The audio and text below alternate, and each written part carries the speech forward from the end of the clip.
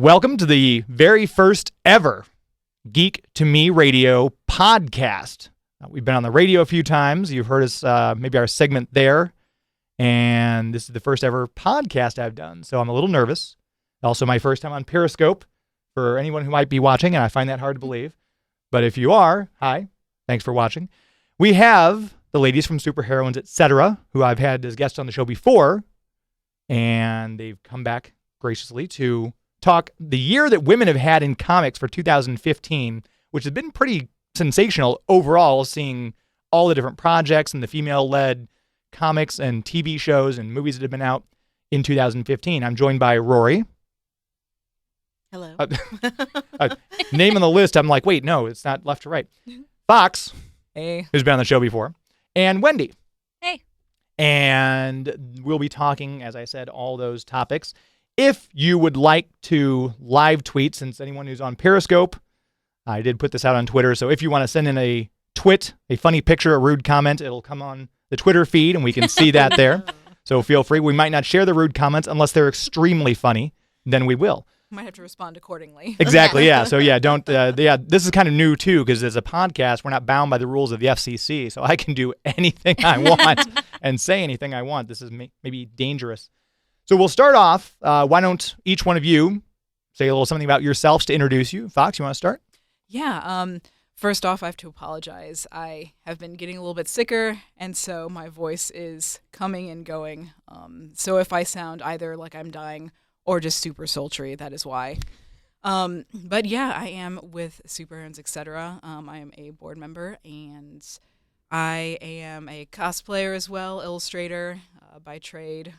All around fun lady. Have not, I will admit, kept as much up on things comic-wise the past year, but I'm excited to take away some recommendations today and brush up on everything I've missed. Perfect, and I'm sure there'll be plenty of recommendations by the end of the show. And then Rory. Hi, I'm Rori. I'm a cartoonist. I do a strip called Tiny Pink Robots. My day job is graphic designer. Also do illustration. And yeah, I would say I watch a lot of geeky comic inspired media, and my comic reading habits are definitely skew a little more towards the smaller publishing houses and indie, which has a ton of great stuff happening in it. So I'm excited to talk about that. Get a little closer up to the mic. I was just, that last couple of comments, I was having trouble metering you. You were not popping in, so. Oh no, do I need to repeat? No, that's, Okay. it was measuring somewhat. I just want to make sure that, so we don't lose anything else as it comes up, if you want to pull that in there. But yeah, and that's going to be helpful to me because I'm mostly a Marvel and DC guy. I don't read a lot of the indie stuff, which I know there's some fantastic stuff out there. So that'll be, you can give me recommendations for what I should be reading in the coming year and taking a look at. And More then comic Wendy. reading. What's that?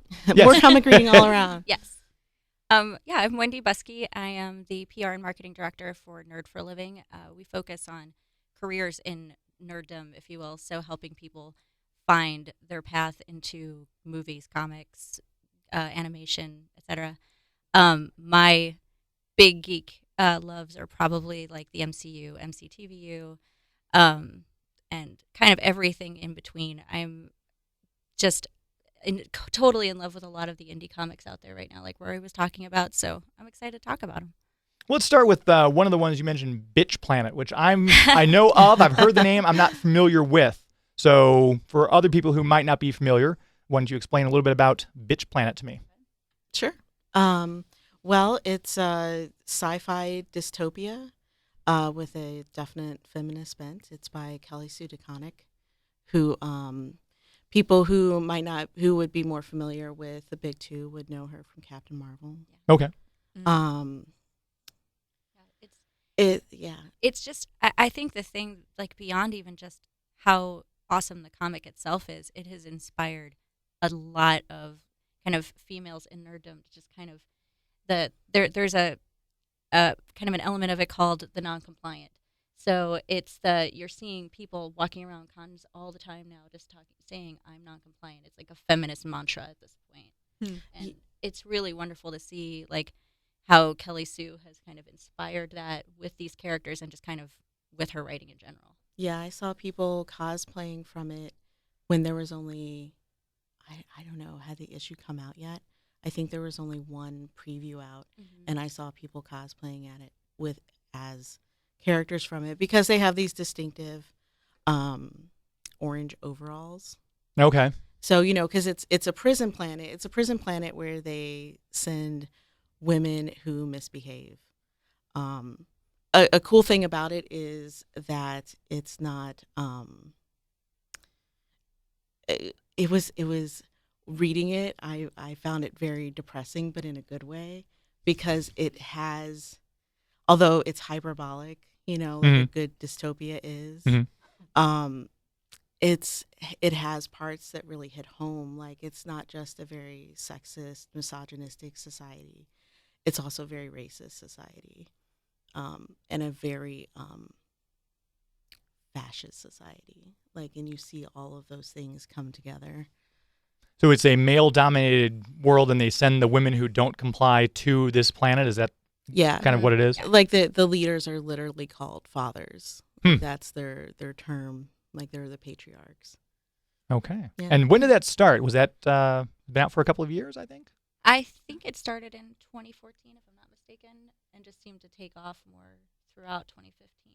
Yeah. I could have my dates I wrong. think it was, That's what I think. it was either late 2014 or early 2015.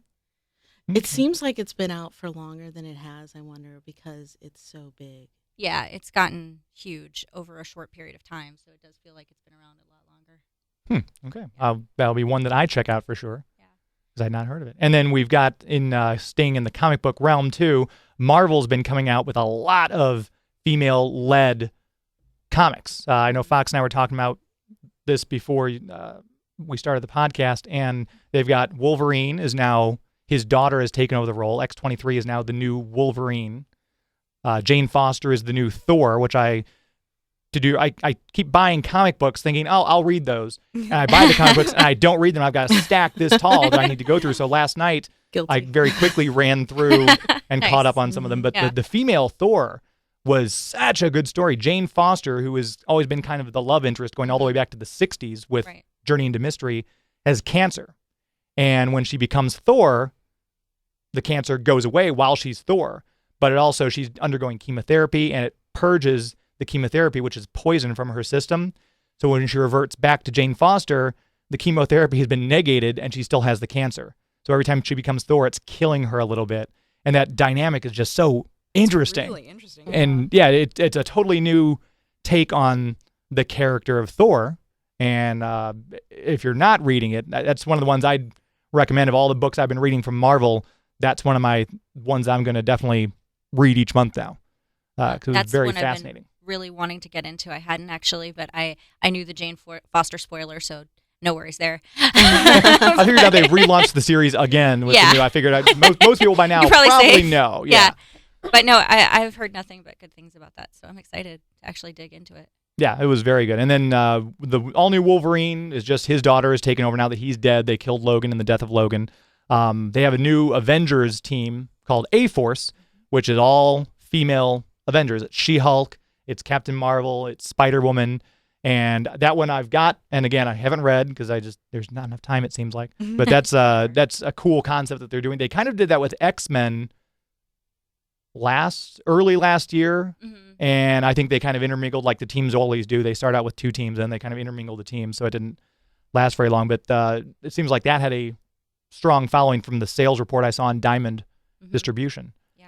And the other one they had was Spider-Gwen, who is Right. Gwen Stacy from an alternate world. Now they've done the Secret Wars.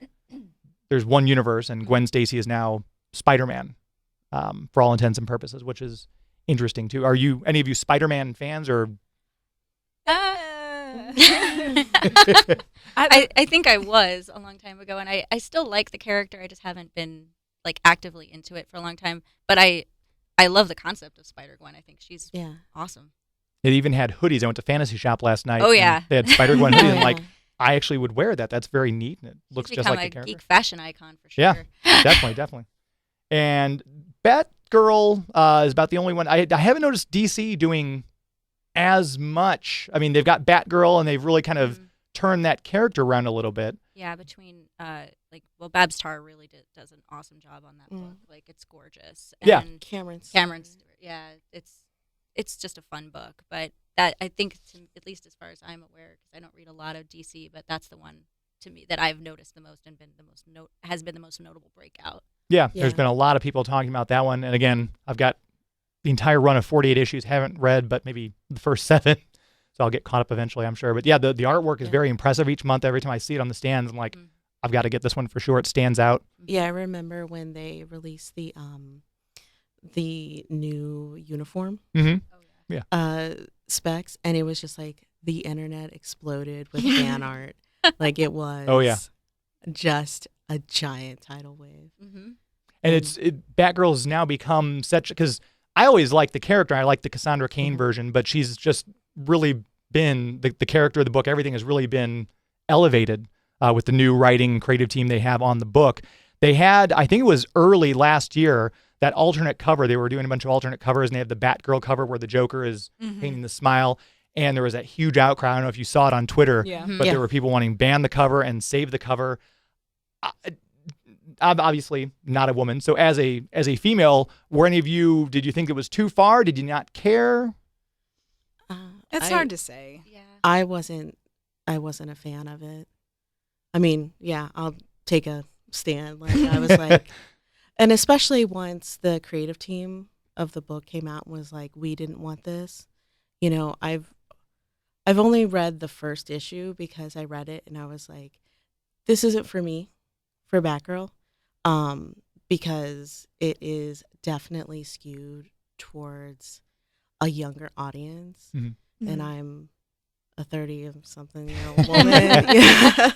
Not that, 30-something-year-old women or 60-year-old women can't enjoy it, but it was just like, I've been more towards the, like, terrible dystopia, and it's a very, like, happy, like, really adventurous, hopeful spirit book. And I can see how a cover like that, when you have an audience that you want, and especially, like, when you look at comic books and you talk about them being, like, bestsellers and stuff like that, like, you look at the actual numbers and you're like, that isn't a lot. And I can understand, even from the marketing perspective, saying, man, we don't want to scare anyone away. We just launched this and it has all this goodwill and we're getting more new readers in. Do we want to scare them away with this creepy cover just because some people like the Joker? I mean, I like the Joker. If the Joker had his own comic that was, like, really dark and grim, that would be a great cover for it. But like, for Batgirl, Didn't fit. it just didn't fit. And the artist was like,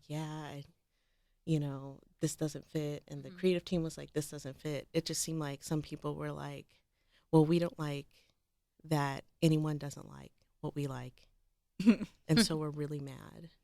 And it was a creepy cover. It was a very creepy cover. I can tell you, as a woman, like, her face was full of fear. And everyone who's read The Killing Joke knows what that's about. And it's, like, serious. And especially if you have something that's aimed at young girls who, in many ways, are just waking up to so much of the harassment and danger that you feel as a woman, like, just going down the street, having people yell sexual things at you, and then when you don't respond to them, say, I'll kill you, bitch. Like, this is the reality. And then you can see how people are so passionate about that when they see this book that's aimed at young girls have something like that. So, well, and I think a big part of it, as you said too, is it seems that it went against the creative direction that they were going. I mean, for me personally, it's a very powerful image, and images like that are really unpleasant and powerful and evoke such strong responses need to be used carefully, I think, and it needs to be used in such a way that, like, you have to understand what you are trying to say and what you are accomplishing by doing that. And it seems like I haven't really followed any of the new Batgirl, so kind of without that knowledge, for me, it set a completely different tone of the series. And I was really surprised to hear you say that it was kind of a more upbeat thing, because that was definitely not the impression I had from the cover. And so, again, as you said, having it for something that's more Joker-centric or something that's darker, or even something that is specifically dealing with women's abuse, and violence against women, but just having it there just for something to do seems kind of cheap. I think they were just doing homage covers. I think was that whole thing they were doing. That was the homage that this particular cover artist, who wasn't associated with the book, because a lot of times they'll bring in the cover artist who have nothing to do with the actual and artist. He does great art. Oh yeah, yeah, and he's the one who's finally said, I'm withdrawing the cover. I didn't realize. So it was one of those things where he didn't even think it would have an impact. And I know when I read The Killing Joke, I was really young, and it didn't click in my mind that the Joker ever forced himself on Batgirl. But I guess that was kind of like what some people had in their mind. So I'm not sure if it's just I think the point even of if view it or... isn't there, like it's very sexualized. Like she's stripped naked and pictures are sent to Commissioner Gordon. I mean, it is a sexualized violence, even if it isn't, rape. It is a sexualized assault. When she's in such a place of vulnerability, yeah, especially having that image shared. Yeah, it was very interesting that Twitter just blew up with it. And I've still seen every so often I'll see people still tweeting about something about it. But it's just kind of that was a big thing in 2015 was that controversy with the cover. Absolutely. And people get really passionate, and then and I can understand why, but I look at it as like I know a little about like how one hand doesn't know what the other is doing, and the foot is over here and the head is over here.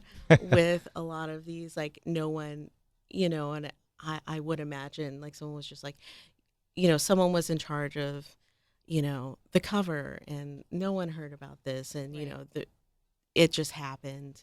I mean, I look at a lot of the snafus in especially like the big two, and it's just like, that happened because bad communication. Yeah, too many cooks in the kitchen. They probably need to get too, messenger or something and send this stuff around. Right. But the communication isn't always there, and that's how a lot of mistakes happen. And then and so you were able to say bitch, and see, no one cares because the FCC is not. So that's fun too. Wonder of the interweb. That's right. So yeah, comic books. Harley Quinn also seems like she's in like 3 different books. She's like DC's version of Spider-Man. Almost, she's everywhere. She's are any of you Harley Quinn fans? Read the comic? Read any of her spin-offs? Anything like that? I like Harley Quinn a lot. I'm just not caught up on anything right now. Yeah, I'm not. I would like to read it because I like, Jimmy Palmiotti and Amanda Conner. And I like Harley Quinn from the cartoon. Yeah, I love the character. Yeah. And it's fun to see her popping up more and more. But I'm kind of in the same boat. I haven't caught up on all of that. It'll be neat to see her in the Suicide Squad too. That'll be the first big screen version that we've seen of Harley so far.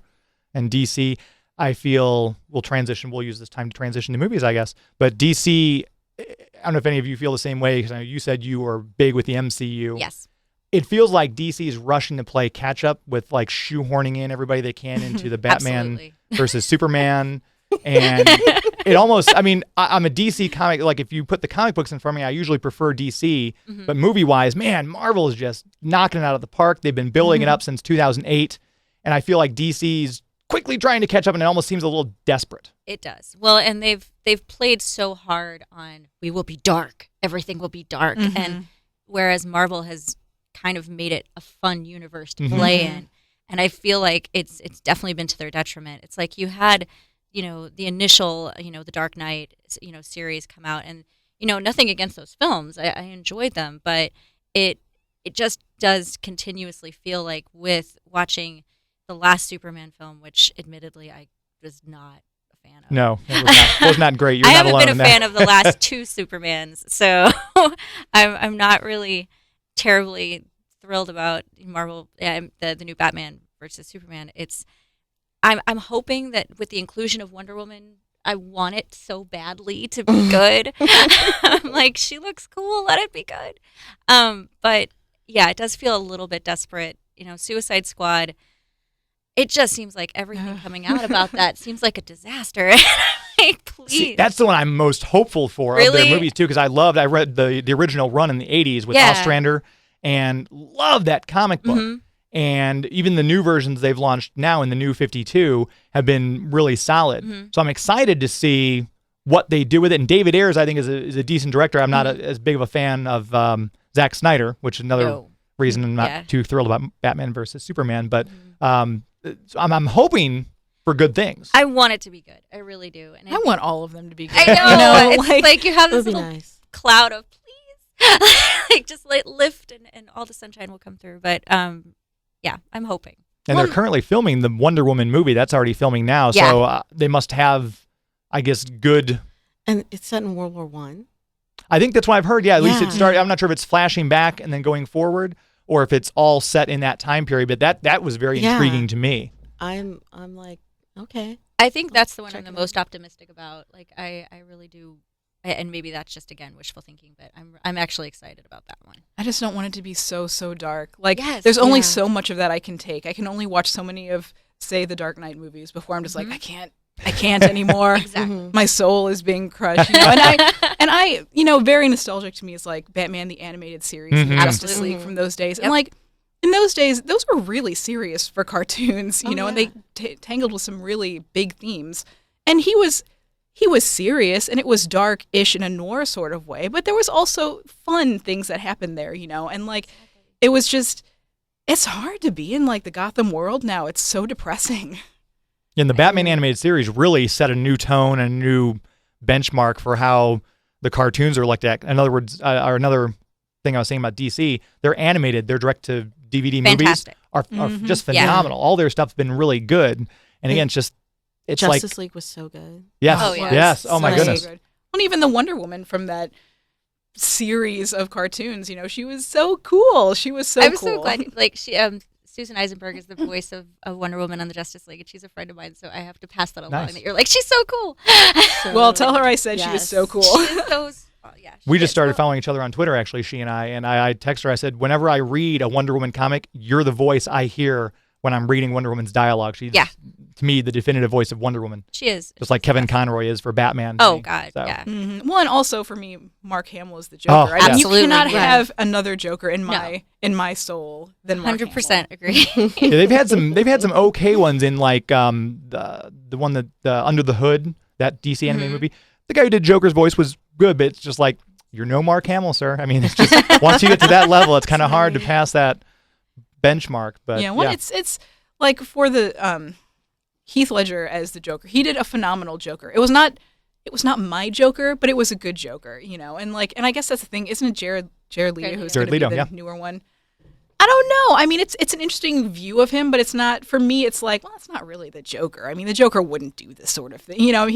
The Joker has such an iconic place in my mind of how he dresses, what he does, how he acts, like what his motives are, that it's seeing such a different version of him for me. I'm just like, Yeah.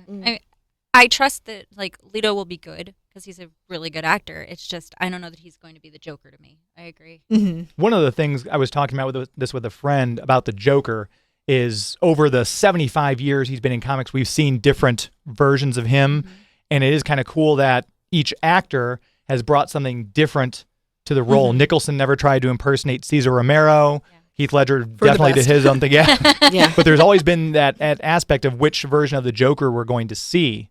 And I think Jared Leto is kind of bringing the more high-end psychopathic version that has been displayed in some of the comics. So that'll be interesting to see how it's, you know, I almost feel like I've seen Suicide Squad and Batman versus Superman with all the previews and trailers and teasers they put out.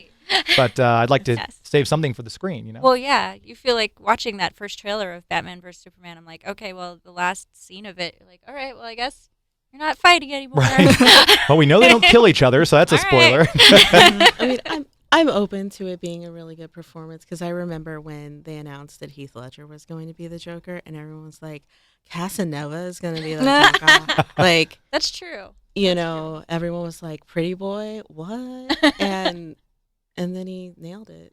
Yeah. So, And see, I didn't see that movie, so I was like, why is Mel Gibson's son from The Patriot being the Joker? So that's what I knew him from. So Well, and I think Jared Leto, yeah. Leto's going to do, I think he's going to do a really good job. Yeah. I actually saw an interesting short article that cataloged like the different Jokers that we've gotten and what drug was really popular when they came out. And like, Yeah. I think they were saying like this latest one, I think meth. Yeah, was, with his but teeth. there was like, before it was LSD and that, all these different things. It was really interesting to see just how the Joker paired up with what the I think it was drug of LSD for choice Cesar was. Romero, Yeah. cocaine for Jack Nicholson. I think it was heroin for Heath Ledger, and then LSD now for Jared Leto. It's a very interesting pairing. Yeah, I think it'll be. I know Will Smith said in an interview that when he first saw Jared Leto in full costume, it scared the crap out of him. It was really quite a startling transformation that he underwent to become the Joker. So, and he's an actor who stays in character the whole time, so he's walking around like that, which is a little terrifying. Yeah, I that's got to take a toll mentally. Oh my though, I would gosh. imagine just like being like that all the time. I wouldn't know. I'm normal all the time, so it's it's one of those things. it's always the thing with me is like, can they deliver the plot? Yes. Can they make it more than, actors that personifying characters that like, well, what's there? And that's something that the Marvel movies tend to have, is that there's a plot that gets you emotionally rooted. Like, you have the emotional relationship with the character, but then what are they going to do with that? Is that just going to sit there? Then you're going to feel unfulfilled. Yeah, the storyline definitely drives, and that's another thing I'm wondering if, for the sake of putting all these characters in and trying to shoehorn all this stuff in, is the plot and the story going to suffer in Batman versus Superman as a result? So We'll see. It's a little. That's definitely a concern. I mean, honestly, it's a concern I have even about the upcoming Marvel films. Like, I love them and I love what they've done, but there's so many characters. I think the Russo brothers. Characteritis. Yeah, the Russo brothers just said that Infinity War is going to have 67 Marvel Comics characters. Jesus. That's a lot Yeah. of super people. So I'm not sure how they're going to. Is it going to be an HBO series? Well, luckily it's done in 2 parts, but that's because I know people were complaining about Avengers: Age of Ultron, that with all the different characters and they introduced 4 new ones, that a lot of the people's storylines kind of suffered a little bit, and it didn't seem like there was as much room for character development. And I know Joss Whedon cut a lot of stuff. Actually, we're not on the FCC. He cut a shitload of stuff out of that movie. Embrace it. Yes, exactly. Out of that movie. Swearing just for the sake of swearing. What can I say? But so I'm interested to see if they're going to have that many characters, what's going to end up on the cutting room floor with that movie. And I have a lot of faith after Winter Soldier and the Russo brothers, because I loved Winter Soldier. But yeah, that's a lot to deal with. Yeah, definitely. And I know with the Avengers: Age of Ultron, a lot of people were unhappy with Black Widow's storyline, talking about, I can't have kids, and they said, well, that's a lot of, you're putting this feminist stereotype. Did any of you see anything? Do you have an opinion one way or the other about that? I felt like it was a weird cut. Like there was maybe something else. I kind of felt the same. I'm a huge Joss Whedon fan, and so I felt like, no way is that what he's going for here. Like, he's far too much of a feminist himself to be like putting it in that spin. But I agree, like, something about the edit didn't quite work. Yeah, it like felt like even removing any kind of questions about, that, like, because everyone makes their own mistakes, but the scene itself felt clunky. Yes, very. Like I was kind of like, do we even have to have this? Like, I mean, the romance felt a little clunky, to be honest. It felt like it was kind of forced. Yeah. And and it's not because, I, want someone to be with someone else or anything like that. It's like, that's fine if you want, Black Widow and the Hulk to be romantically interested. And goodness knows the 2 actors, I mean, who's not attracted to Mark Ruffalo? Well, I can. Everyone. Yeah. No, you see Well, his eyes 20%. sparkle. 20%. Like, Well, look at, like, he just looks at you with his Mark Ruffalo face. But yeah, it felt weird. Like, I mean, I think it was kind of a result of that not being well done. I guess it was all the romance between them kind of blossomed off screen. We never saw it because obviously they've mentioned we've been shutting down Hydra bases, ever since Avengers, the first one. But I didn't feel that either they didn't develop it strong enough, they didn't give enough to make me. I just didn't buy that the two of them were. And plus, I'm an old school, so I wanted her to be with Hawkeye from the comic books. So. Well, I mean, I just felt like kind of along the lines of a lot of the film, it just felt like everything was rushed. Everything, because they were trying to fit so much into 2.5 hours, and it's like, okay, you're telling me pretty flatly, like, this is what happened in this, time period in between Avengers, since, where we're finding them today. So it didn't quite work. It didn't quite sell it because it didn't feel right. I agree with Rory. I think it's one, and this is one of the things that I had. One of the issues that comes up with, I mean, it's brilliant the way the MCU and now the MCTV. Like, yeah. The Marvel on film. It's awesome the way they just interweave all of this stuff. But the other edge of that is that sometimes it suffers from, well, we need to set this up. Mm-hmm. Yeah. And story be damned. Well, that's the whole Thor scene in Avengers Age of Ultron, where it's like that was mandated by Marvel that like, Josh, you will put this in the film because this is important later, even though it makes no sense. There's a lot of that. What the fuck is going on? Again, podcasting. This is fantastic. Couldn't do that with the FCC. I agree. I felt kind of like shoved in, but evidently there's a whole more expansive thing and I haven't got the Blu-ray yet, so I haven't been able to go through and see all the deleted scenes, but there's more to that scene, I guess, on the outtake or the deleted. There is. It still feels like it doesn't, to me, feel like it fits the rest of the story still. So, yeah. And I get that they're setting up for the third Thor movie, but I don't see why they couldn't have just backstoried that in as they did with the Hulk, Black Widow romance and all the other stuff they did, Hawkeye's wife, who we knew nothing about, why they couldn't have backstoried that in as they did in Age of Ultron. Just put it in during the opening credits. Yeah. Like just or have a post-credit scene that sets up, Yeah, exactly. Scene. Oh, yeah. Civil War coming out. Yeah. Totally. Well, I think that's something that I personally felt like a lot of comic-based, really any movies that are based on any other source material, like I get the sense that you're never going to be able to put as much into a movie as you can into a book. That's just never going to happen. Sure. And so many films are trying to be like, well, we need these aspects. These are the important moments. But then you put it into a movie and it's just, it doesn't flow quite as well, and it seems also with a lot of the Marvel films, with as many characters as there are, it's more geared for people who are already invested in the Marvel universe, who already will come into the film with the sense of, oh, I know who these characters are. I know what their deal is. I know all these relationships. And so I think in that sense, you're willing to be a little more forgiving of not having as much backstory on certain characters. But I feel like that's something that most comic movies that I've seen have suffered from. It's just there's a lot. I mean, even The Dark Knight with all three of them, there was I was like, oh well, this little piece was picked from No Man's Land. This was from this, and instead of all that, I would have liked to see a shorter chunk of time that was done a little more smoothly, I think, as opposed to trying to be like, this is the end of the world. Let's set up how important this is. I totally agree. I think the one that comes to mind that felt the most like you can just go in and enjoy the story was Winter Soldier. Yeah, I loved Winter Soldier. Because it took its time. It actually let you spend time like with Steve and getting to know his life now. And Black Widow had a great role in that, and it was super fun to watch, and just was really a spy film that happened to be a superhero film, and I loved what they did there, and I wish more of them were like that, where they took just here's a story and we're going to tell it with these characters you love. Well, we already know that there's going to be more movies with them. It's not like this is going to be like, this is it. We have to tell everything in this movie. Yes. I think there's a little bit of like trusting your audience too, that they're not, you don't necessarily have to spell everything out.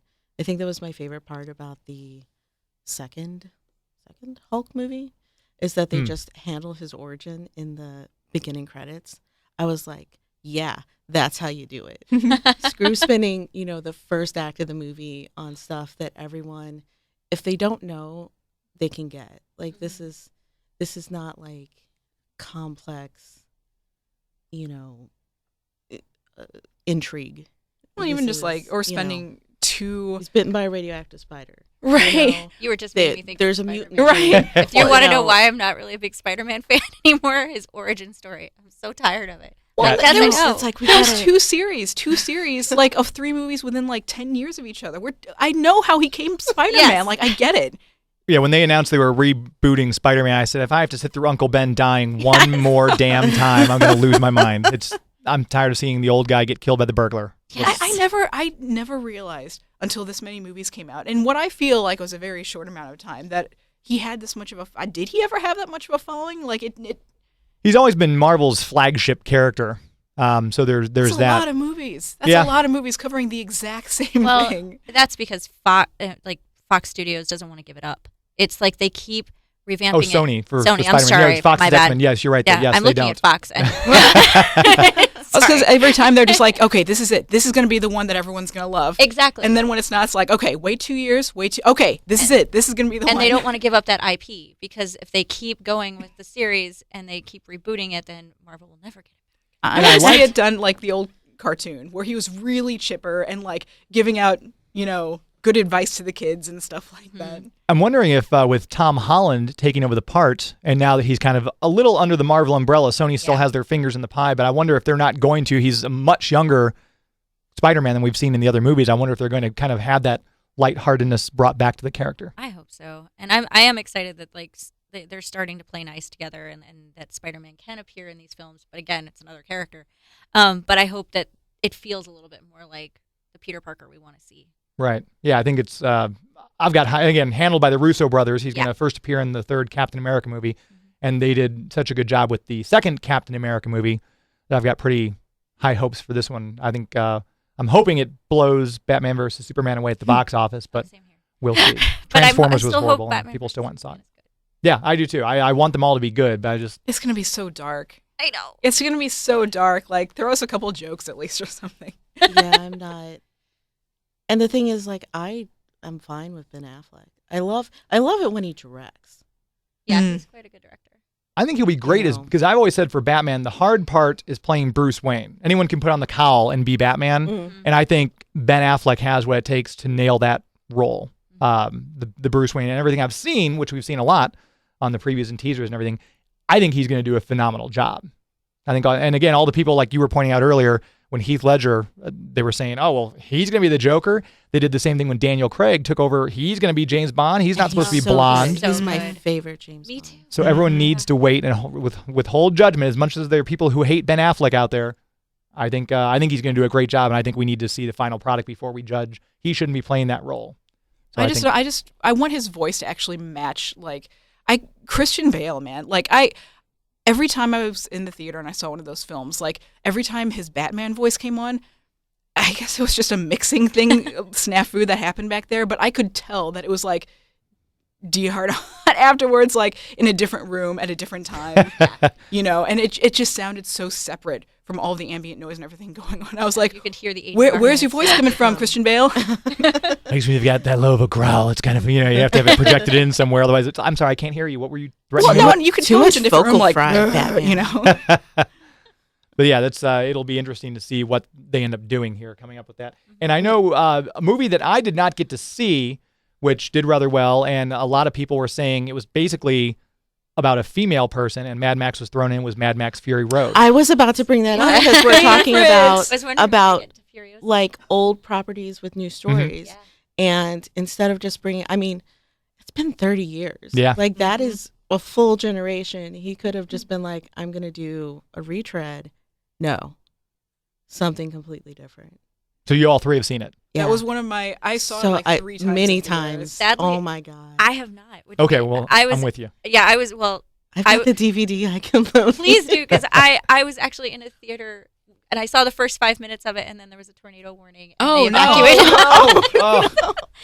So because it was so badass that fire tornado came. It was It was so good. It's Like so I've good. talked about Nothing it but every amazing. chance I could get. When I first It met was you so was at good. Wizard World, and you were cosplaying Furiosa there. This is true. So I didn't see that. Oh well, I've got some pictures. Like, well, and a friend of wanna mine, see them. a really close girlfriend of mine who does a lot of cosplay as well. She had sent me a message. She's like, "I'm cosplaying as Capable," who was one of the brides, the red-haired bride, and I was like, "I'm cosplaying as Furiosa," and so we ended up meeting up there and cruising around, and it was great. Oh wait, I did see you. I just like saw you, and I was just like, but you were Oh, you just need to throw something at me. Furiosa. Come here. I got a T-shirt though from like the people who were owning the Sony stand, so that was nice. Nice.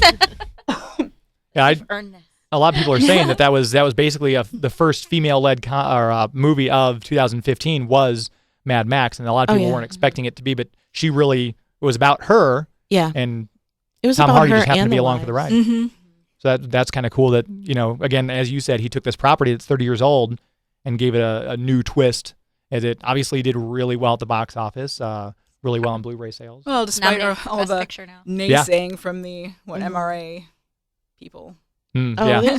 it's like that's so trolly. So I know. I Don't know. feed the trolls. Don't feed the trolls. Well, and it just they were I all think- like, "We're gonna defeat Star Wars." Oh, you God. know, so it's just like whatever. it's okay, ridiculous. And the good thing about it is I think it makes most reasonable people be like, well, I should probably check this out. Let's see what's going on here. Mhm. I mean, it was so good. And also, the Blu-ray, from what I understand, has the special director gold encrusted Blu-ray Ooh. has the regular version, and there's also a black and white version and a silent version. From Oh, what I neat. hear. Because I read that George Miller had wanted it to be understandable in different languages without having to be translated. So it's Mhm. purposefully very specific about the way the action is and about the way the dialogue goes.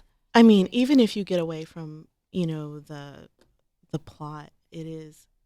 I mean, It's is so good. filmed gorgeously. It is. Like it is like stunning. Like you really have to watch it a couple of times because it's just the way the action is filmed is just it's so understandable but also exciting at the same time, which I don't know about you guys, but I have sat through many action films where I'm like, what is going on? Like everything, like you are not filming this correctly. Why is this a medium shot right now when I need to see these two robots that look I exactly was just alike? thinking. You're thinking of Transformers? I was know. like, let's take the Oh. camera and throw it on the ground and kick it that way. But then there's Pacific Rim where it's like, I know Mhm. exactly what's going on. Mm-hmm. And it's like, I want to see. Well, just the action Yeah. in like these wide shots and just the choreography of the way the It's motorcycles so are good. flying up. There's this one particular stretch sequence that when you're watching this, pay attention to the moment when they first bust through this one kind of valley area and there's motorcycles going on. You'll know when it happens. But like for me as a musician too, like the soundtrack of that moment is really poignant. Like it's the kind of thing that if you listen to that, it's the soundtrack moment right there is entitled Brothers in Arms. If you want to look that up. But like I went back and I listened to that piece of music and just by itself, it sounds like I don't know how to explain it other than saying it sounds really important. Mhm. It just has that feel of like something bigger than life is happening right now. And paired with the way the fighting is going on between Max and Furiosa and like the choreography of these vehicles and everything, it takes it and just transcends it to this other kind of moment. And the music is the music is well integrated into Mhm. it as well. Like even having, the Doof Warrior and That his was drummers. Amazing. And, you have like these moments of silence and then you hear like, Mhm. like you hear him approaching them. And then it's also on the soundtrack. It's just One like the fantastic. warrior, fantastic this movie. guy who's suspended on this rig with like a fire-breathing electric guitar, basically flame-throwing electric guitar, and George Miller was really adamant, from what I understand, that the stacks behind him, all the amps, actually be playing. So it's the music is actually happening Huh. by this guy playing. And fun fact too, the actress who played Capable, who I believe was actually Elvis's granddaughter. Yep. Huh. she ended up marrying the guy who was playing the electric guitar.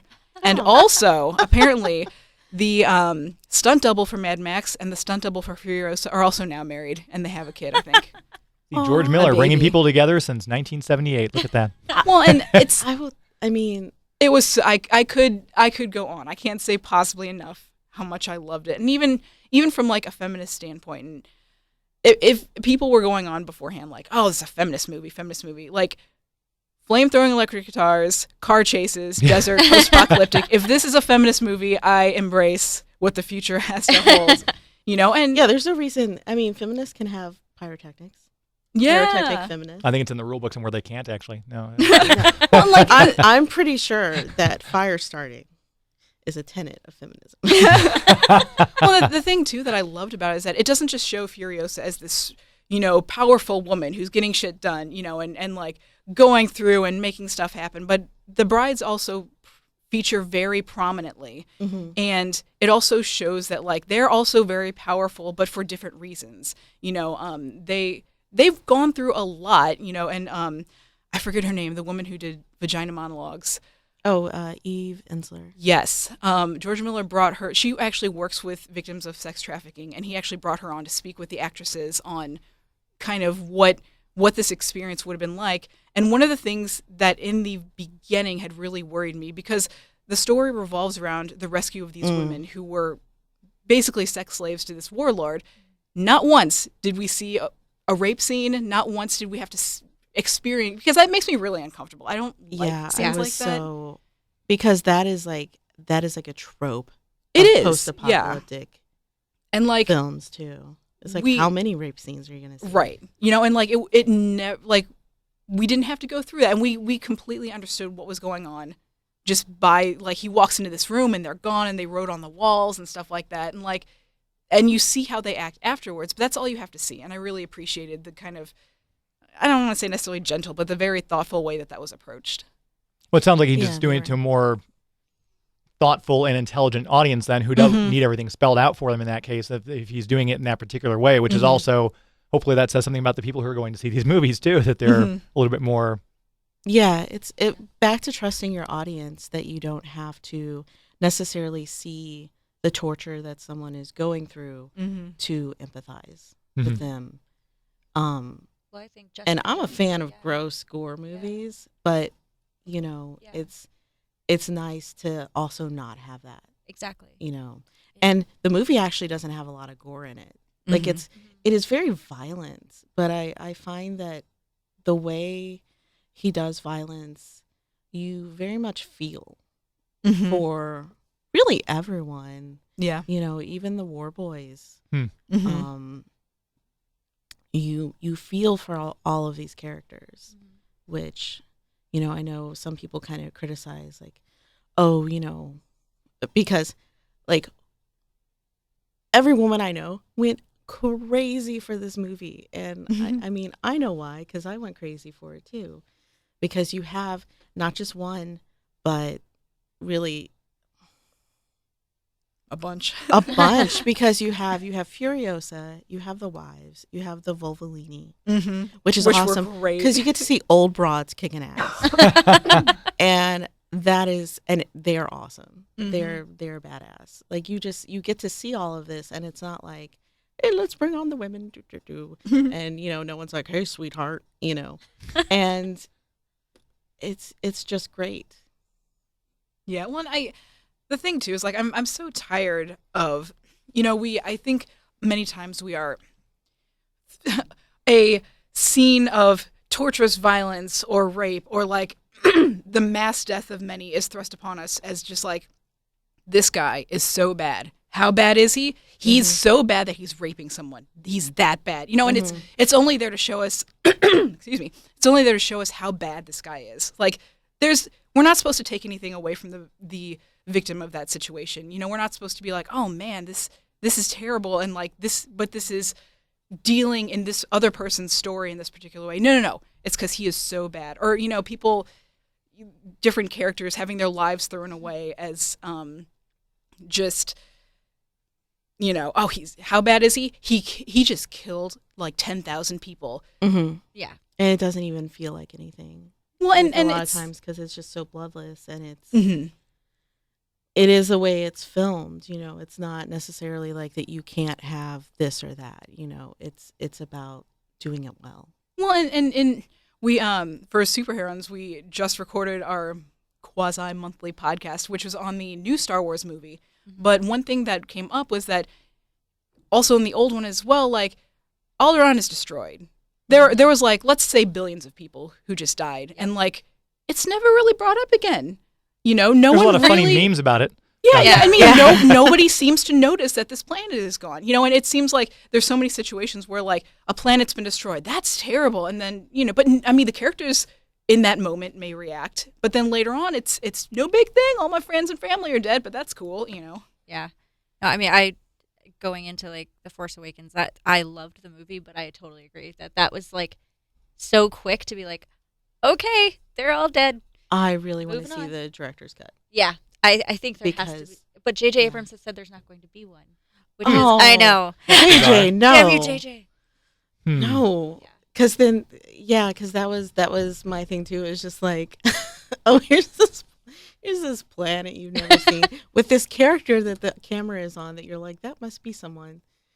I was wondering, was You're that looking one for- planet where it zoomed in, was that supposed to be Coruscant? Because it looked very industrialized and city-fied, and No, was that- I think that's in a different. I guess they moved. The Okay. cast. That was a That's- throwaway planet. Okay, it wasn't- You it don't wasn't even know an what that important one. was. We don't talk Yeah, about it was that just. it didn't even get a name. If there's not a name for it. Like Yeah. nobody said boo about it the rest of the time. Like that was it. It's gone, and like that, everyone just seems oddly cool with it. Yeah, Leia was very kind of when she felt Han. Spoilers for anyone who has everyone here seen it? Oh Yes. yeah. Okay. Yeah. So when if- Han died, When she felt Han there. yeah, and she kind of fell in her chair. But yeah, 6 planets get destroyed, and she's like, "So here's what we're gonna do: get some X-wing fighters." And Oh, she wasn't married to those 6 planets. that's true. Yes, That's true. there is that. That we know of. She's and Alderanians are weird. from what I understand. Yeah, I love the movie. I thought that I did too. the They're really the good. giant Death Star was probably the weakest part of. I understood why I it mean, was just there. like It it's was like just why did no one notice? But- like you must the amount of construction to hollow out a planet. Well, I was wondering how much time it had been. I was like, this is not like a short-term project. Oh, this no. this would be like And I felt like years. when I watch it again, because I've seen it twice and I'll probably see it again. Yeah. I was like, okay, I feel like there's a little bit that's missing. I feel like there's something missing here where that there's a reason why, everyone's like, yeah, no shit, there's a giant Death Star. Like that they knew about it. But it just is not in the movie. Like you kind of feel like sometimes you feel the missing beats. Like you kind of feel Yeah. Yeah, I'm guessing there was something that they're going to either allude to later on in the next two movies, because a lot of people were saying there's a plot hole here. I'm like, have you never heard of a setup? Maybe they're kind Yeah. of- I think I'm not sure if they're going to allude to something like that, or they might even do a prequel set of comic books like they did with Shadows of the Empire, showing what happened between Mhm. Empire and Jedi. I know we're getting a Poe Dameron Yeah. comic coming here soon, which I'm a big Poe fan, so I'm good with that. Well, it's- go ahead. So I haven't seen the original trilogy for like at least 10 years. So I'm like, well, I want to watch it again. So just in the last few days, I've been watching it again. And A New Hope is like, if you just watch it, like I'm actually able to watch it with fresh eyes because it's been so long since I haven't watched the prequels since they came out.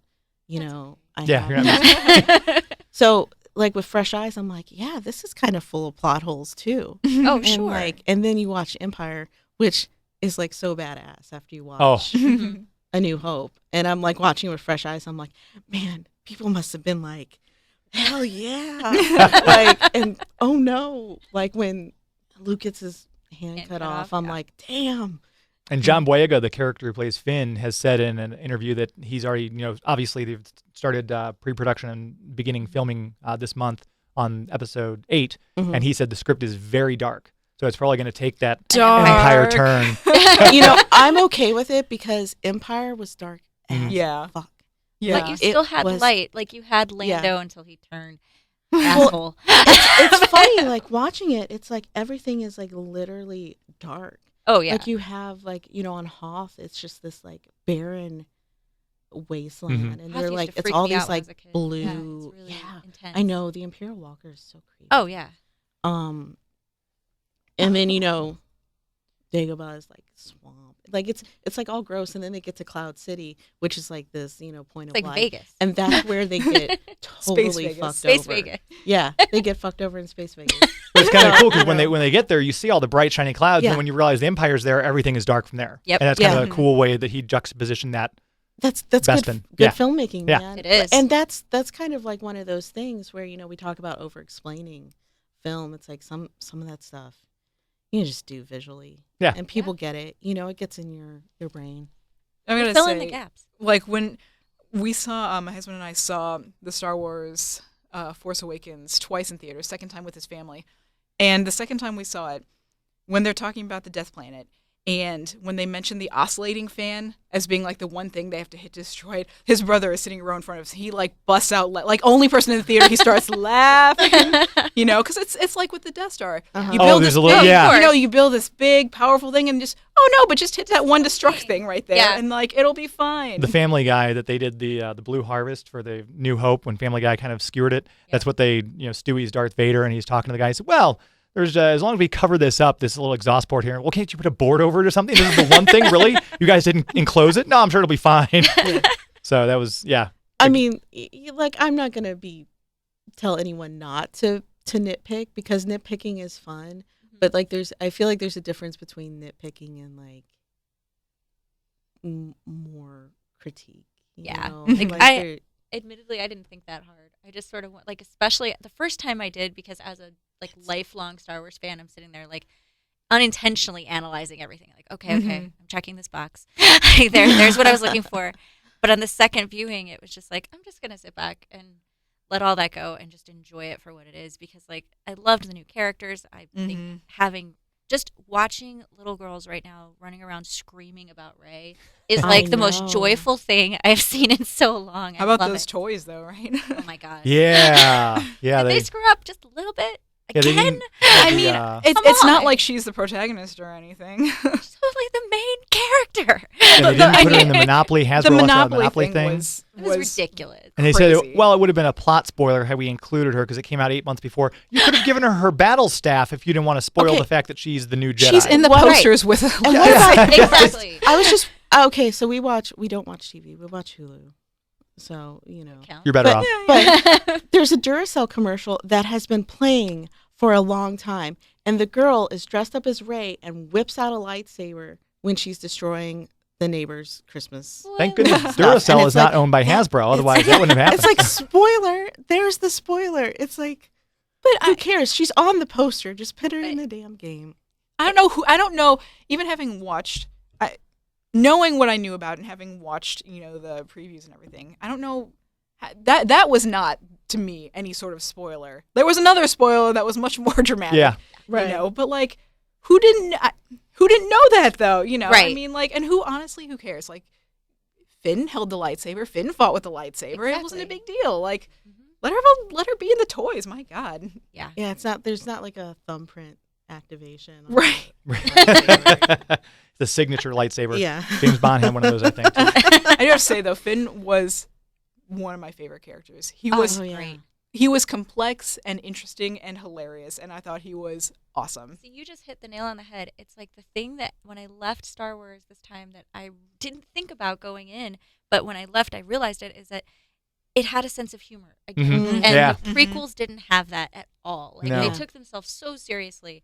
And the original trilogy, even though like Empire's really dark, it's like It's still funny. it's still Oh, yeah. funny. It Mhm. still has moments of levity. Like Han Solo's gallows and- humor.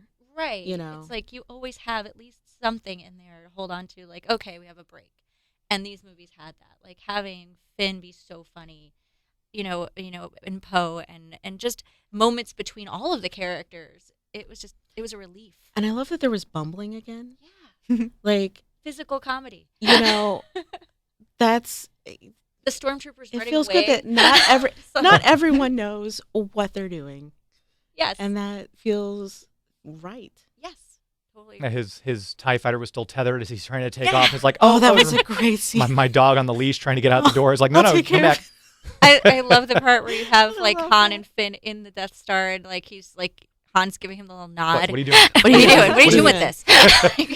If you're not in love with Finn already, that's the moment you're like, oh my God. Yeah, You're so good. I honestly, I wanted a little more, and I guess it's probably always going to be said about, at this point, lady protagonist, but I wanted a little more from her personality. Like, she was badass, which I loved, and she was really good at everything. But the range that we got from Finn, like, he was terrified of, what he had seen when he was first stormtrooping around, but he was also funny, and he also had a lot of different motivations, and we saw really a big range, which made him feel really relatable to me. I didn't feel like I was able to relate as much with Rey because she seemed very just like level the whole time, I feel like it was similar though with the original trilogies that like Luke is fairly unrelatable, and some might even say totally whiny. Yeah, I was gonna say like I was gonna pick up some power converters. I was a Yoda. huge Luke Quit fan making as me a do kid. this I stuff. loved Luke, but I loved Jedi Luke. By the time he was in Jedi, I was like, Yeah. you are the coolest ever. But whiny Luke in A New Hope, Yeah. We all have to grow pretty up. one-dimensional. Yeah. Yeah, Yeah.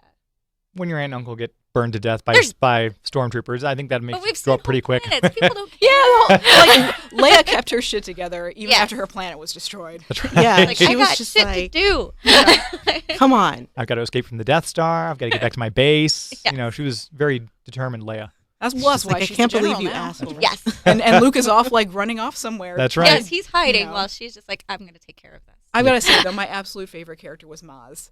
Oh, Ross is so Favorite. great. She was good. good. I want to be her. I want to make my person become her. And see, that's a She's fun. backstory. I want Yeah. to know what's the deal with her and Chewbacca. I She loved mentioned that's that my was- boyfriend. Well, I'm just wondering if Oh. I want to see a little backstory there, a little Maz Wookiee love, Either that or, About or he's Chewbacca's hiding out family. somewhere else. That's why he's like, no, you guys go on inside. I got to fix the Falcon. Sorry. Can't come in. I got things to do back here. Sorry. Yeah, it was a bad breakup maybe. We don't know at this point. It could be anything. I Yeah. mean, he's apparently really old. He was in the prequels. 73 years Yeah. old, I Oh, think. Peter Mayhew, yeah. There was a. Well, I I meant the stand-in. character. Oh, is- yeah. Oh, yes, the of Wookiee. Yes. I'm sorry. Yes, that is. I thought you meant the actor, yes. But apparently, because I was doing a little Wikipedia reading on Maz, and apparently she's like over 1,000 years old too. So I guess when you live that long, there's only so many other creatures that also are living super long too. Yeah. And yeah. it's like Chewie or like a Yoda. So it's like, So which are you going to choose? Who would Yeah. you really? choose? At least the fur will keep her warm at night, whereas Yoda, Yeah, not so much she's- body heat to cuddle with. she's So just like, just wrap yourself around me. that's right. And again, this is why we're doing a podcast, because I'm not sure the FCC would be interspecies mingling like we're on. That's probably a no-no. So transitioning again, because you started to mention Jessica Jones, so we'll kind of move Oh, over to yeah. the TV realm. Being another one where if you're familiar with the character Jessica Jones from the comic book series Alias, which sadly I haven't read, but I understand it's pretty dark. Very dark. It was dealt with a lot of female abuse, and the character of Kilgrave mind controlled her, had his way with her, did whatever he wanted. They allude to that, but I thought they did a fantastic job of never showing anything Yes. and just kind Yeah. of having it be there. And he felt like such a sinister character, even though we Oh, didn't see any of the stuff he did to her. Yeah. No, Tennant Yeah. did a brilliant job, and they handled it really well of making you, from the moment he appears, and even before he shows up, being mortified of him and knowing what he's done, but really empathizing with Jessica which is especially challenging because she's not always the most likable character in any Definitely way. not. So, but you feel for her so much, and you really get an amazing taste of, I mean, you're dealing with her PTSD, and it's really brilliantly handled and very effective without showing anything. Again, very similar to what you guys were talking about with Furiosa, and it's really impeccably done. Has everyone else seen it as well? Oh yeah. I have not. That's okay. But I do have Netflix, so it is on my list. And it I did won't really spoil. did well. They said 4.8 million viewers per episode. Netflix usually doesn't release numbers, but I guess when they're that good, they're like, hey, look at this. Mm. So I'm assuming we'll get a season 2. We know we're going to see her again in The Defenders when they set all that up. But yeah, I was Daredevil was pretty brutal and again dark, and I kind of expected they'd go that same way with Jessica Jones. It wasn't overtly dark. It was very sinister and kind of everything's kind of like, oh, you're just waiting for something to happen. I felt like it was more cerebral. Yeah, Like it yeah. screwed with your head. Like I went to bed after I think episode 8 or something, like a particularly disturbing episode with Kilgrave, and I had nightmares. I'm like, it didn't show me anything, but it told me everything I needed to know to be completely freaked out. No, it was great storytelling, and I'm hoping very much that they do a season 2. I don't see why they wouldn't, because they greenlit Daredevil for season 2 2 days after it was released because the numbers were through the roof. So I'm sure they will at this point. They've got Luke Cage is going to get his own series as well. So I think the original Netflix stuff, they're knocking it out of the park, and they've got a good handle on what they're doing there. I know that they said David Tennant, when he first was introduced to Kristen Ritter, who plays Jessica Jones, their first scene was when he licks her face, and he's like, "Hi, I'm David Tennant. I'll be licking your face today." That was and go. And his scene was so gross. Yeah. Oh, it's awful. Yeah. I mean, there were like, I was probably not as over the moon about it as everyone else. I liked it. Mm-hmm.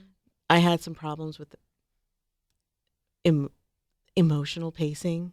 Maybe like I felt like there was a lot of interruptions in the tension for me with some of the B storylines.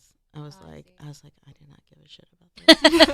You're just in a planet Alderaan die, and you're worried about your brother just got killed. Come on, lady. Yeah. It's like, and the Simpson thing, I was like, that was weird when he went, and hulked out. Yeah, and I mean, I know why. I know why, because he's this character that's gonna. But once again, that's like the problem with like, well, we need to do this here to set this up, and it doesn't work. But I'll give you that for sure. But, I forgot what I was talking about. No, I really loved the characterization and the relationship between her and Patsy. Absolutely. Yeah, that was great. So that was awesome. the best Or part. Trish. Yeah, Trish. Yeah, it was so great to see them together, and just and the two actresses have like great chemistry. Incredible. Yeah, and I loved that you had this very, very close female relationship that was not. It wasn't glamorized. It wasn't sexualized. It wasn't anything. It was just these two people need each other, and this is the heart of the show. It was fantastic. Yeah, it was very. I thought it was full of a lot of poignant moments. It kind of ran the whole, for me, emotional range of the spectrum. There was a lot going on, and I think, and they said one of the things with Kilgrave too, why he was so sinister is because we just got finished with the Marvel Universe stuff, like Loki wants to take over the planet, Thanos is trying to rule the galaxy. This guy just wants to control you and make you do what he wants to do, which adds a whole different type of sinisterness and evil that we're not used to seeing in the big Marvel films on Agents of S.H.I.E.L.D. and everything like that. No, and I thought casting Tennant was just incredible, just because it's he's well, for one, he's the 10th Doctor, so right, exactly. Anyone that loves him there, it's like you're already in love with him, and then you put him in this position of being this horrible, horrible person, and it's so challenging because you're looking at him, you're like, but I love you, but oh my God, and it just makes him that much more terrifying because it's like you can almost see the appeal of how he draws people in just to destroy them. Yeah, it was really, really good, and I think the other, what was the other TV that spinning off in the Marvel vein, Agent Carter, which they renewed, I should say, for a season 2. She announced that Haley Atwell was at Wizard World. Yeah, it'll be very exciting, I think, because it did so well, and it's kind of a period piece, and it's especially a woman finding her place set in the 40s. Kind of added a special layer to it. But have you all seen, I guess, Agent Carter? Oh yeah. No. Come on, Fox, you're killing us. I know. I'm playing my video games. So what did the two of you take away then from Agent Carter? What was your overall impression, review? I want to be Peggy. I mean, I really liked it. I mean, I'd like to get maybe like some more women in it for her to for sure have interactions with. Like, I love Jarvis, but I could use some more females since she's always surrounded by men. But I know that kind of, especially that we may see that in season 2, because in the first season, she was, the whole idea of it was she was the only woman in her position and surrounded by guys and having to prove herself constantly. I would really like to see her have some team ups. Have some partners. I love that at least they had her waitress friend. Yeah. Dottie, Dottie yeah. And I guess she moves out to LA to become an actress, so she'll be in Lindsay Forsythe, I think is her name. I think that's her name, yeah. The actress who plays her. And I like the dynamic between them, but again, it didn't have that Patsy Jessica bond. No. Right. But it's a different kind of friendship, I guess, still. But I enjoyed Agent Carter quite a bit, and I was thrilled when they announced a second season.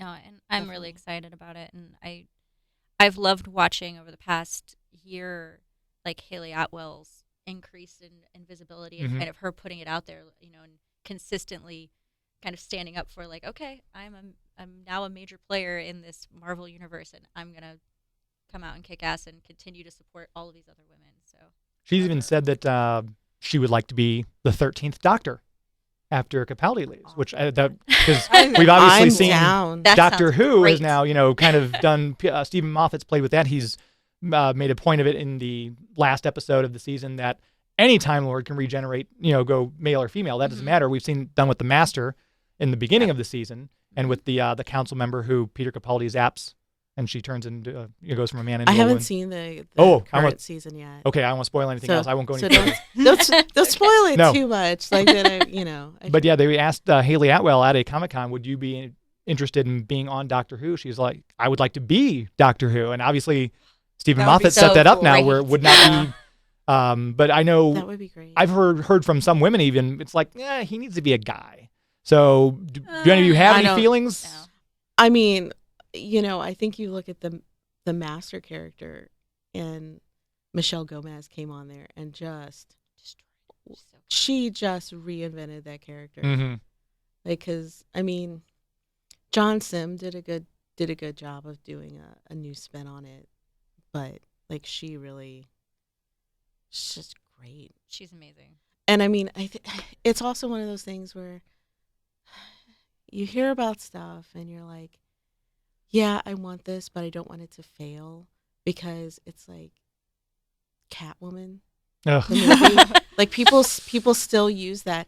Like it's like that movie was badly made. Like that movie was a bad idea, but people use that to say, well, female-led superhero movies don't sell. But how many? And like, it's like I don't. Actually, I'll let you say I don't bitch know. and ship. I'm going to have to dump Catwoman real quick. We're going to erase that from the I think podcast. that's fair. Dump it in the kitty box. how many really poor male-led superhero movies have come out and totally flopped, but nobody says boo about it? I mean, it's Right. there shouldn't be one show that shows a female lead and have that be representative of everything. I think it's the thing where it's like I want there to be a female doctor. I don't trust Stephen Moffat. I think this I is don't. his last, though. Yeah, I been got that hearing- impression yeah. he might be stepping down. A few interviews I've read recently are saying that he's about done being showrunner. So we're about to enter a new phase of Doctor Who, which would be You can tell a marked difference between Russell T Davies as showrunner and absolutely. Stephen Moffat, because you'd go back and watch, and obviously there's a difference in actors because David Tennant and Chris Eccleston were sure. Russell T Davies run, Matt Smith and Peter, and I love Peter Capaldi, but his first season, I didn't. as much as I love him, I did not care for season 8. Mm-hmm. It was a mixed bag for me. Like there were some that I was just like, this is great. Like Listen, Yeah. Yeah. Actually, it's a very good episode. to me, was like a really good episode. I feel like But- it got better as it went along. Like when it started, I didn't care for it at all, but I warmed up to it, and it felt like it started gelling. I mean, like it always feels like I prefer the Russell T Davies, and it's funny because there are plenty of Stephen Moffat episodes Mm-hmm. Oh, from Russell T Davies that I absolutely love. And I mean, he's it's not about that. It's kind of about an approach to the characters where they don't feel quite as there's not as much of emotional attachment, and I kind of like having the feeling that they're like real people, and they feel more like personifications of ideas with Stephen Moffat. Stephen Moffat, I think, if I'm not mistaken, he wrote the episode Blink during Yes, he Russell did. T Mhm. Davies' run, Yep. which was phenomenal. Amazing. Incredible. But then when he brought them back in Matt Smith's run, and they were killing people, and I'm like, well, he kind of twisted his own character. They're not doing what he originally intended them to do, and then so I kind of felt like I loved the Weeping Angels early on, but then it was kind of like, now they're kind of not as cool Yeah. later in Matt Smith's run of the show. I Yeah. mean, the Statue of Liberty is a Weeping Angel, really? Who isn't looking at the Statue of Liberty at some point in time in New York? yeah. Someone's always looking at it. I mean, Well, That's Fair. I think the big thing too to take away from Agent Carter and Jessica Jones and all the new comics and everything as well is that we should, knock on wood, we should be able to finally put to rest the naysayers that are like, well, there's not a market. There's not a market for female-led movies and for comic characters and TV shows and stuff. Yeah, absolutely. Well, it's all of that, but I mean, it's also looking at things like the Hunger Games. Like, okay, Yeah. this trilogy was enormous, and it is entirely focused on a female lead, and it's and her relationship with her sister. Yes. I mean, there's the love triangle, but there's also the her love triangle is always relationship. secondary. Like, and I really appreciated that about those films. Is that like the films handled it a little bit more heavy-handed, but in the books, it's like, okay, yeah, there's these other two guys. Yeah. She doesn't really want to deal with them, but she does love I felt them. in I the guess. books they were kind of bothering her all Kind the of, time. yeah. Isn't that the age-old tale? Love me. And she's like, I got a war. I got stuff to do, people. Okay. Seriously. Yeah, I never read the books, but I even got the sense from the movies Mhm. that she was more interested in taking down the government than she was like, yeah, you're there, but let's, go Yes. kill Donald Sutherland. So, I just wanted her and Joanna to run off and have adventures. Just Kurosami that shit. Well, one thing about the new Star Wars that I really liked was that there wasn't this forced romance between Finn and Rey. Like, he was flirting with her, but I got the distinct impression that when he was like, oh, she's in there, we need to go get her, it wasn't because like, so then I can date her. No. It was more of like, oh, she is the first person who's been nice to me. I Yeah. care about her as a human being, and they care about each other, but there's not this sense of like, and then romance. you know? yeah, they didn't really leave it on that note at all. No. Yeah, There's- yeah. There's a wonderful feeling of goodness. Yeah. Yes. Like, yeah. and it's something that, you don't want every character to feel that way and be goody-goody, but some characters it just works. And Rey just feels good Yeah. and Mhm, light. mhm. And Finn just feels good and light. Mhm. And Captain America just is a character that I think works best when he feels like that there is this well of goodness where his heroism comes from. Barbara Gordon as well, Mhm. where she's just like, I just want to do the right thing. Like it's nice to have those characters, especially when there's a lot of grimdark. And it's like, okay, like I totally understand Batman, and I don't want Batman to be like Captain America because Batman works When he's dark, right? with his whole thing. We saw Adam West. It didn't work that well. I mean, it was- I it was nice to I see, did but- like the Adam West movie. You though. can't like, not like I it, have but- for some reason I own like 2 copies of that. And I mean, Furiosa is a very dark character. It's Mhm. it's really, it's not about having like one character over the other. It's having all of these different characters. So it's Mhm. nice to have a year Yeah. where you see Furiosa and you see Rey Mhm. and you see Jessica Jones. And I haven't watched it yet, but I hear like some people complaining that Supergirl is too happy.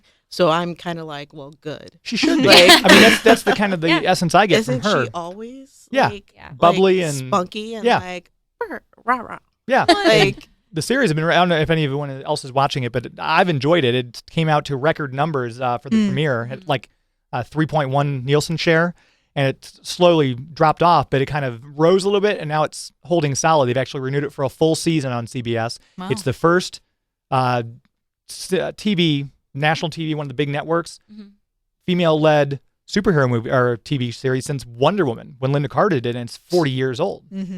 Which is very impressive that it is doing as well as it is. And I think that speaks to the people who want this kind of media. Well, it's the fact that there's no one character or one stereotype of character that's going to work for everybody. So they're having a Supergirl out there. Maybe not all of us would love it, but there's tons of other people that are going to enjoy the heck out of it. So it should be there for them. you need Bitch Planet and Lumberjack. Exactly.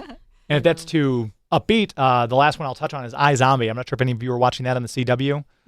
Which- Unfortunately, no, I haven't seen it yet. I have a lot of friends who love it. That's from Vertigo's DC's kind of more dark storylines, and that's been really good. It's been picked up for a second season. Obviously, they're halfway through it now, but it's more quirky. It's well written. Rob Thomas, who did Veronica Mars, Oh, nice. is I think the showrunner for that. So if you haven't checked out iZombie, it's real. I think they've got the first season up on Netflix, 13 episodes. It's Blow one, through pretty quick. it's one of those things, I've been meaning to. Oh, yeah. Exactly. It's always like, okay, day job, and then I have to draw a bunch of stuff. And then I have a small window of time to, watch things. Consume entertainment. That's right. So closing thoughts, and I'll wrap it up. Anything you want to say about the year women have had for 2015?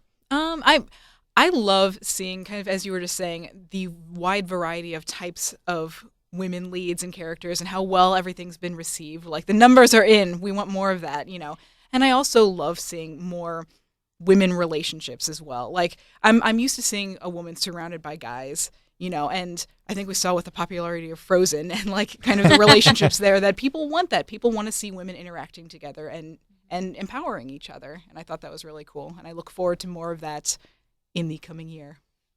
Absolutely.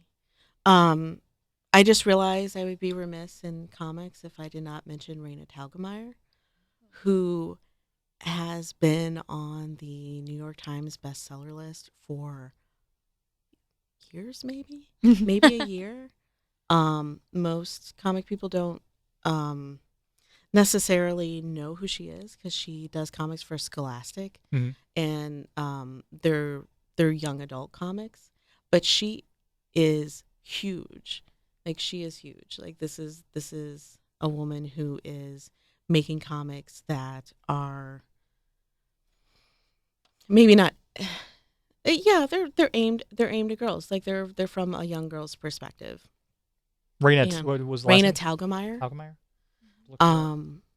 And I think that's a big thing is, like, you're seeing this stuff happen, but at the same time, there's a lot of women and other marginalized people rising up behind the scenes. I mean, you look even at Star Wars. Kathleen Kennedy, Yep. I have no doubt, is a huge part of Rey in Star Wars. And, someone like Kelly Sue DeConnick having, the ability to do what she wants and to say, like, I'm going to do a comic called Bitch Planet. I'm going to do a comic you can't say on the radio, and it's going to be huge. And, this is obviously from a lot of people before. Like, I think we're just starting to see it crest. Yeah. And, because if you follow webcomics at all, there are tons of women and women of color and queer women, trans women in webcomics, and they are able to, there's like no gate. There's no gatekeeper. It's just like wide open. And they've been able to make a place, and now you see a lot print comics starting to poach a little from webcomics. You see them, grabbing people like Ryan North, Noelle Stevenson, who has just exploded this year. Like, I guess it's kind of bad that we didn't mention her either. Yeah. I mean, she comes from the web. So I think that, there's definitely been people like Colleen Doran and Jill Thompson, Ramona Frandon, Trina Robbins, who have been working at it for a long time, when it was just like, who's the skirt? Right. And does anyone say that? I cringe just hearing you say it. Does anyone still say that? Oh my God, God. I hope not. I hope not. Seriously. You have seen this swell of creators just coming up through the ranks of, representing everything, and the barrier, I think, is just crumbling. It just feels like it is. I hope it is. And hopefully we'll see more of that. Yeah. Yeah. 2016 will be even bigger than 2015. It seems like there's a lot of movies and TV shows on the way. They're even talking about ABC developing a Ms. Marvel series, possibly. Let's hope. Oh, wow. That would be But, cool, really. For those of you who aren't familiar, Ms. Marvel, the first Muslim American female superhero. She's the new Ms. Marvel, Kamala That Khan. would be- Another one. She had a really good reception, too. Yeah. Oh, yeah. Yeah. It's been doing gangbusters business. Yeah. So hopefully it keeps on rolling. I think I hope for 2016 that, kind of taking from what both Fox and Rory said, is that we just keep seeing more of it in front of and behind the scenes. It's, we have, a season 2 of Agent Carter and a full season of Supergirl, and, Rey continuing on through, this universe. And we have, is it Rogue One? So Rogue One will come out. will come out at the end of the year. Another female-fronted Star Wars tale. I mean, that's so exciting, and I'm just hopeful that that's not. I don't see how big brands and big business cannot be seeing this and not realize, like, okay, we've missed the mark. Something has changed, or it's always been there and we're ignoring it. Willful It's ignorance. always been there. Yeah, willful ignorance is a good way to put it. It's unavoidable now, and it's obvious. So if they're not paying attention, they're losing money, and I'm sure that they don't like losing money. No, and Wonder Woman, as we mentioned, coming out. Exactly. I believe that will be the end of 2017, middle of 2017, I think. I'm not sure of the schedule on that one, So, but, but yeah, we'll get our first glimpse of her this year. Yeah, I think the more it's good if these do well, we'll Yes. see more and more. And I think maybe the people start to realize, hey, there is a market for this. Where for so long was that, nobody's going to see that because of clunkers like the Halle Berry one, which shall not be named. I think overall, with what we're seeing, if this trend continues up, we're going to see more quality. We're going to see more actors want to attach to these products, and I think it's going to be even bigger as the years progress. So thank you again, ladies, for all being here. you. Fox Yeah, and thank you. Rori and Wendy, thank you for coming in. Super-Heroines Etc.org if you want to check them out. Follow them on Twitter as well. And of course, my website, geektomeradio.com, also on Twitter, Instagram, and Periscope for anyone who still might be watching at Geek To Me Radio. So thank you, ladies, and Happy New Year. Yeah, Happy New thanks. Year. Thank you.